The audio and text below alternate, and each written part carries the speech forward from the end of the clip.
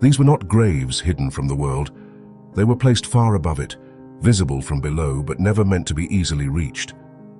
High in the Andes of northern Peru, along steep cliff faces that rise sharply above narrow valleys, groups of human-shaped figures stand fixed against the rock. From a distance, they are clearly visible, positioned in lines or small clusters, facing outward over the landscape. Up close, reaching them is difficult, and in some cases nearly impossible without modern equipment. Created between roughly the 10th and 15th centuries CE, during the period of the Chachapoya culture, these are not statues. They are sarcophagi, structures built to hold the dead. Constructed from a combination of clay, stone, and plant material, they were shaped to resemble the human form, with simplified features and elongated bodies. Each one was placed on narrow ledges or within natural recesses in the cliff, often reinforced to hold its position. Their placement is not scattered or accidental. They are arranged deliberately, oriented toward the open space below. Inside these structures are human remains, typically containing a single individual, though variations exist. The bodies were preserved, contained and protected, but not hidden. What makes this placement difficult to explain is that it was not the only option available. The people of this region also used caves, mausoleum-like tombs, and other burial methods that were more accessible. These cliffside sarcophagi represent a different choice, one that required effort, planning, and risk. The height alone makes that clear. Many of these sites are positioned tens of meters above the valley floor, with sheer drops beneath them.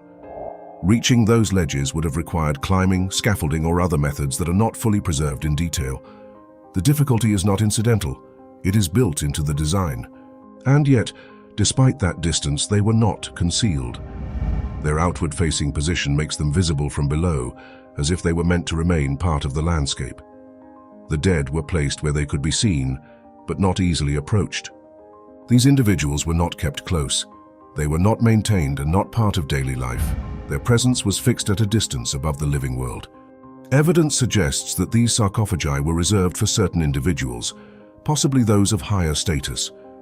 That makes the decision even more deliberate. Elevation, visibility, and distance were not applied equally. They were assigned. Over time, many of these structures have been damaged or lost. Natural erosion, earthquakes, and human interference have destroyed some completely. Others remain intact, still positioned where they were first placed centuries ago, exposed to the same elements that now threaten them. If height was meant to protect the dead, it did not guarantee permanence. If visibility was meant to preserve memory, it exists without context, without names, without direct connection. The result is a form of preservation that separates as much as it reveals. The bodies remain, the structures endure, but the relationship between the living and the dead is held at a distance that cannot easily be crossed. They were not hidden.